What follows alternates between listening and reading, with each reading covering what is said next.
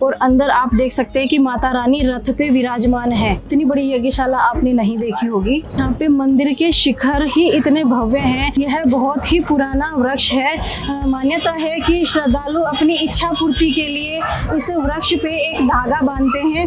ये देखिए दोस्तों, अब हम आ गए हैं बजरंगबली जी की प्रतिमा के पास में।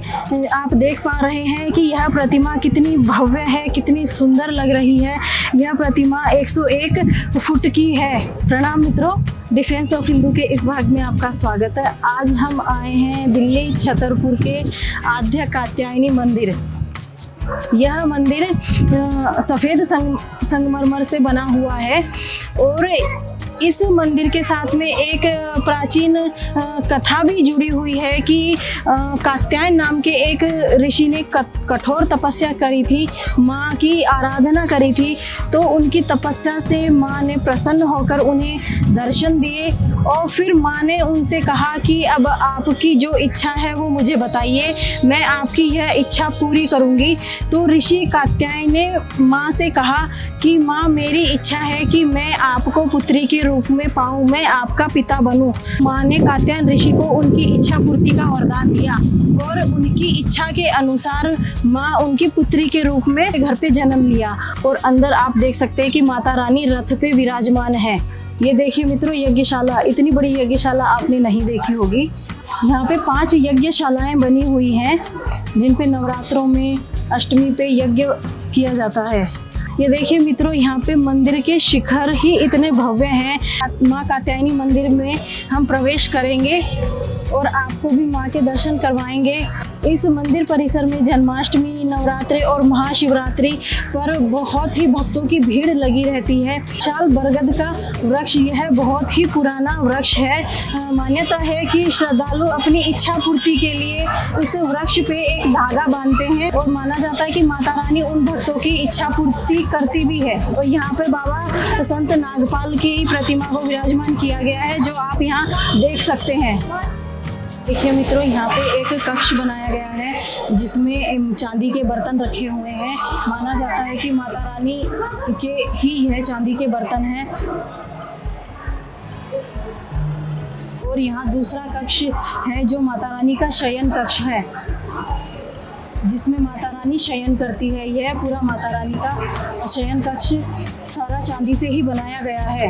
ये दोस्तों, यह वही स्टेज है, वही जगह है जो छतरपुर से आप लाइव भजन संगीत वगैरह आप देखते हैं, वो सब यहीं से ही किया जाता है। यहीं का ही आपको लाइव टेलीकास्ट दिखाया जाता है माता रानी के भजनों का, संगीत भजन का। वही यह स्टेज है। यह माता रानी का गर्भगृह है। यहाँ पर ऊपर जाकर माता रानी की एक भव्य प्रतिमा विराजमान है जिसके आप दर्शन कर सकते हैं। और यह बहुत ही भव्य मंदिर है। कात्यायनी मंदिर परिसर में ही माँ लक्ष्मी और गणेश जी का एक भव्य मंदिर बनाया गया है, जिसके हम अंदर चल के आपको दर्शन करवाते हैं। प्रवेश द्वार पर भी यहाँ भगवान श्री कृष्ण की प्रतिमा लगाई हुई है।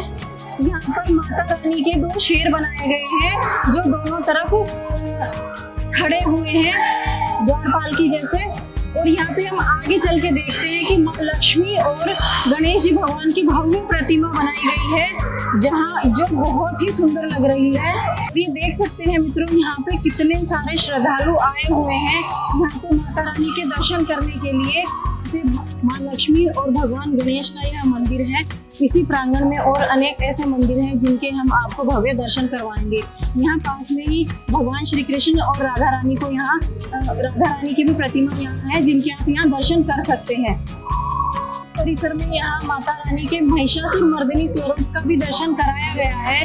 इस महिषासुर मर्दिनी का यहाँ दर्शन कर सकते हैं। दर्शन करके एक अलग ही आनंद की अनुभूति होती है। यहाँ पे छोटे बड़े कुल मिला के यहाँ पे 20 मंदिर हैं। यहाँ दोनों ही तरफ मंदिर हैं। अब हम मंदिर परिसर के दूसरे भाग में आ गए हैं। अभी हम उस मंदिर में थे और यह सड़क पार करके हम मंदिर परिसर के हम दूसरे भाग में आ गए हैं। यहाँ सामने भगवान भोलेनाथ जी का मंदिर है। यहाँ पर यज्ञशाला है और वहाँ 101 फुट की हनुमान जी की प्रतिमा वहाँ पर है। इस आद्य कात्यायनी मंदिर में 24 आवर यहाँ पर भक्तों को भोजन कराया जाता है और नवरात्रि के दिनों में यहाँ पे भक्तों को प्रसाद भी वितरण किया जाता है। अब हम जा रहे हैं भगवान भोलेनाथ जी के मंदिर में। देखिए दोस्तों, यहाँ पर कछुए के ऊपर भगवान भोलेनाथ जी का त्रिशूल बनाया गया है। उस त्रिशूल के ऊपर नाग, डमरू सब दिखाए गए हैं। यहाँ पर हम पास जाकर देखते हैं कितना विशाल कच्छप यहाँ पे पानी के अंदर विराजमान है और उन कच्छप के ऊपर भगवान भोलेनाथ जी का त्रिशूल डमरू समेत बना हुआ है। यह दृश्य देखकर हमें समुद्र मंथन की याद आ जाती है, जिसमें ऐसे ही कच्छप के ऊपर एक मंदराचल पर्वत को रखा गया था, फिर समुद्र मंथन किया गया था। उसी दृश्य की हमें यह याद दिलाता है। यहाँ पर यज्ञशाला बनाई गई है। यहाँ हम पास जाकर आपको इस यज्ञशाला के भव्य दर्शन करवाते हैं।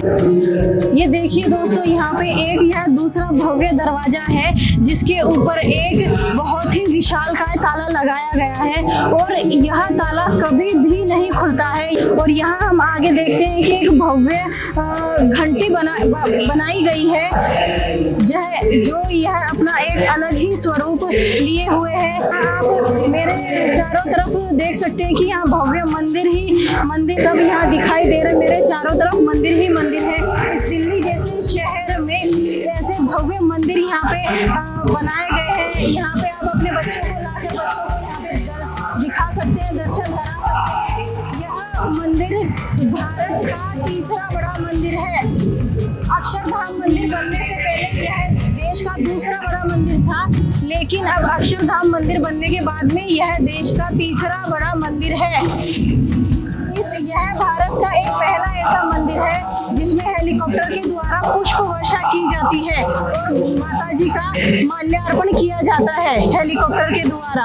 यह पहला ऐसा भारत का एक मंदिर है। हनुमान जी की प्रतिमा की तरफ, जो इस मंदिर परिसर की सबसे बड़ी 101 फुट की प्रतिमा है। आप अभी देख पा रहे होंगे कि आपको बजरंगबली दिखाई दे रहे होंगे। अब हम चल रहे हैं हनुमान जी की प्रतिमा की तरफ, जहां हम आपको हनुमान जी की 101 फुट की प्रतिमा के भव्य दर्शन करवाएंगे। ये देखिए दोस्तों, अब हम आ गए हैं बजरंगबली जी की प्रतिमा के पास में। आप देख पा रहे हैं कि यह प्रतिमा कितनी भव्य है, कितनी सुंदर लग रही है। यह प्रतिमा 101 फुट की है। ये देखिए मित्रों, अब हम हनुमान जी की प्रतिमा के बिल्कुल पास आ गए हैं। हम हनुमान जी के अंगुष्ठ के बराबर ही लग रहे हैं और यह प्रतिमा कितनी ही भव्य, कितनी ही विशाल है कि इस प्रतिमा के पास में खड़े होकर हम बिल्कुल शून्य ही नज़र आ रहे हैं।